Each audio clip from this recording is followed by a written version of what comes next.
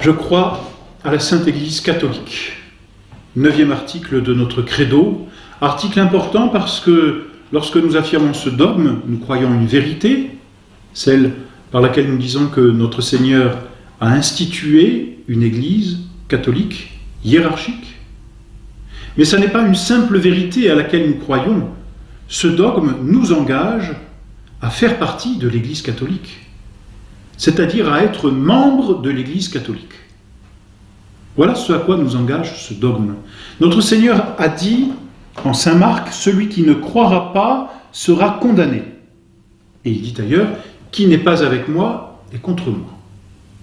Il est nécessaire pour nous, si nous voulons aller au ciel, et nous le voulons, et nous devons le vouloir, il est nécessaire pour nous de suivre notre Seigneur Jésus-Christ.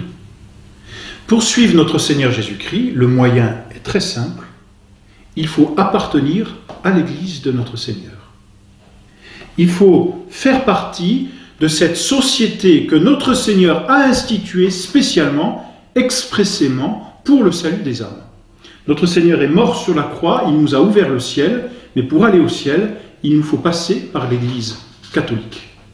En ce sens, voyez-vous, l'arche de Noé est l'archétype de l'Église. Elle est comme le symbole, si vous voulez, de l'Église catholique. Quand il y a eu ce déluge autour de Noé, Noé était dans l'arche et tous ceux qui étaient dans l'arche ont été sauvés. Cette arche représente l'Église. C'est pourquoi il nous faut affirmer, et c'est aussi un dogme de notre foi, que hors de l'Église, il n'y a pas de salut. Hors de l'Église, point de salut. Celui qui n'appartient pas à l'Église catholique n'a pas de salut, ne peut pas se sauver. Alors, il faut le comprendre, bien sûr, ne peuvent pas se sauver ceux qui restent volontairement dans l'erreur, c'est-à-dire ceux qui ne veulent pas appartenir à l'Église. Ou alors pour ceux qui savent que l'Église catholique est vraie, parce qu'ils ont bien vu les marques, ils ont bien vu ce miracle de la propagation de l'Église. Ça fait 2000 ans que l'Église existe, c'est un miracle permanent, peut-on dire. Et qu'elle existe à travers les faiblesses et les péchés des hommes, et même parfois des hommes d'Église ou des fidèles qui appartiennent à l'Église. L'Église continue d'exister. C'est un miracle permanent, on peut dire. Donc ceux qui voient que l'Église catholique est la vraie, mais qui ne veulent pas y adhérer, ceux-là ne pourront pas obtenir le salut. En revanche, il y en a qui ignorent, peut-être aujourd'hui moins, mais certains, c'est vrai, on peut bien le dire dans certaines contrées, il y en a qui ignorent, qui ne connaissent pas l'Église catholique. Comme ils ne la connaissent pas, ils ne peuvent pas avoir accès à l'Église. Alors, peuvent-ils être sauvés? Ce dogme, et c'est un dogme, donc il faut le croire et on ne peut pas le renier, hors de l'Église, point de salut, est-il encore valable? C'est là que nous faisons cette distinction entre ce que nous appelons le corps de l'Église et l'âme de l'Église. Distinction délicate, distinction subtile, parce que, c'est une analogie avec ce que nous connaissons de nous-mêmes, qui sommes composés de corps et d'âme. Mais ça n'est qu'une analogie, c'est-à-dire qu'il y a une certaine ressemblance, mais il y a beaucoup de dissemblances. Ce que nous appelons comme le corps de l'Église, c'est l'Église en tant que société. Ce que nous appelons l'âme de l'Église, et c'est ce que nous avions évoqué au tout début lorsque nous avons parlé de l'Église, c'est ce qui fait que les âmes sont en état de grâce, peuvent se sauver, mais n'appartiennent pas à la société parce qu'elles ne la connaissent pas, parce qu'elles sont dans l'ignorance, c'est entendu. Parce que celui qui n'est pas dans l'ignorance, lui ne peut plus avoir la bonne foi, bien sûr. Et donc ceux qui ne connaissent pas l'Église, mais qui vivent d'une certaine sainteté, au moins naturelle, ceux-là, on les dit de bonne foi, et ceux-là, on peut dire qu'ils appartiennent à l'âme de l'Église. Et le pape Pie XII a lui-même développé cette doctrine de l'Église. En tout cas, il faut dire que n'appartiennent pas à l'Église catholique, société, ou au corps de l'Église, en tout cas n'appartiennent pas à l'Église, tout simplement, les hérétiques. Les hérétiques, c'est le mot grec qui le signifie, ce sont ceux qui ont renié un dogme. Hérétique, c'est un mot qui vient du grec et qui signifie choisir. C'est-à-dire, ce sont ceux qui, au lieu de dire « Dieu m'a révélé, je crois tout ce que Dieu dit parce que Dieu ne peut pas se tromper », ce sont ceux qui font le tri avec leur raison et finalement qui mettent leur raison au-dessus de la révélation divine, au-dessus de la vérité divine, comme si la raison était capable de se poser en juge de son supérieur, ici qu'est Dieu, c'est-à-dire vérité par excellence. Et donc, l'hérétique, c'est celui qui choisit un dogme, un autre dogme, et qui en retranche un.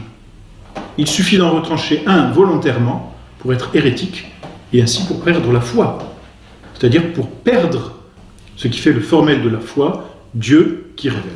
Les hérétiques n'appartiennent pas à l'Église.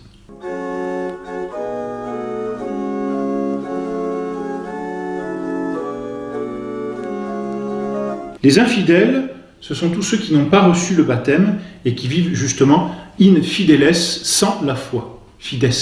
Fidèle, vous voyez, fides, c'est le même mot, c'est ceux qui vivent la foi. Voilà pourquoi d'ailleurs la foi est le fondement de l'Église, comme nous l'avons déjà dit, et c'est par elle que l'on s'appelle fidèle, c'est-à-dire membre de l'Église. Donc les infidèles, ceux qui n'ont pas la foi, et qui n'ont pas reçu le baptême, parce que c'est cela au fondement, le baptême donne la foi et la foi donne la vie éternelle, ceux qui n'ont pas reçu le baptême sont appelés infidèles, et ceux-là n'appartiennent pas à l'Église, ils sont hors de l'Église, et ils ne peuvent pas avoir de salut. Sont aussi hors de l'Église les schismatiques. Les schismatiques, ce sont ceux qui refusent le dogme de la primauté du pape, et donc qui refusent l'obéissance à l'autorité légitime et qui contestent l'autorité en tant que telle, c'est-à-dire l'autorité elle-même telle qu'elle a été voulue par notre Seigneur Jésus-Christ. Ceux-là sont schismatiques.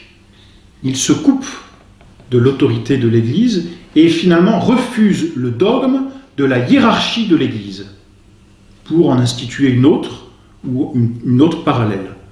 C'est en ce sens qu'ils sont schismatiques. Ils refusent là, finalement, ils se coupent, de l'autorité de l'Église. Ils n'appartiennent pas à l'Église. Ensuite, les apostats n'appartiennent pas à l'Église non plus. Les apostats, ce sont ceux qui ont renié leur religion, c'est-à-dire ceux qui ne veulent plus de la religion catholique. Comme on le voit aujourd'hui, on l'entend malheureusement, ceux qui veulent se faire débaptiser, ce qui est impossible du reste, mais qui voudraient être rayés des registres de l'Église, et donc qui rejettent tout ce qu'ils ont reçu. C'est un apostat, un peu comme un enfant qui rejetterait sa famille. L'apostat quitte l'Église de par lui-même, naturellement. Il n'appartient pas à l'Église, il ne peut pas obtenir le salut. Enfin, n'appartiennent pas à l'Église ceux qui sont excommuniés de façon... qui ont été dénoncés comme tels. Ceux qui ont été dénoncés comme excommuniés, c'est-à-dire qui, parce que c'est cela l'excommunication, en raison d'une faute grave contre le bien commun, ont été rejetés de la communion des fidèles et donc ne peuvent plus participer au bien commun de l'Église parce qu'ils s'y sont opposés. Ils ne peuvent plus jouir des prières publiques et des bienfaits de l'Église, ils ne peuvent plus recevoir les sacrements. Parce qu'ils sont excommuniés pour avoir nui au bien commun, avoir cherché à essayer de détruire quelque chose de vital dans l'Église, la foi ou les sacrements. C'est de là que vient l'excommunication bien souvent. Ceux-là n'appartiennent pas au corps de l'Église, c'est-à-dire à la société qu'est l'Église.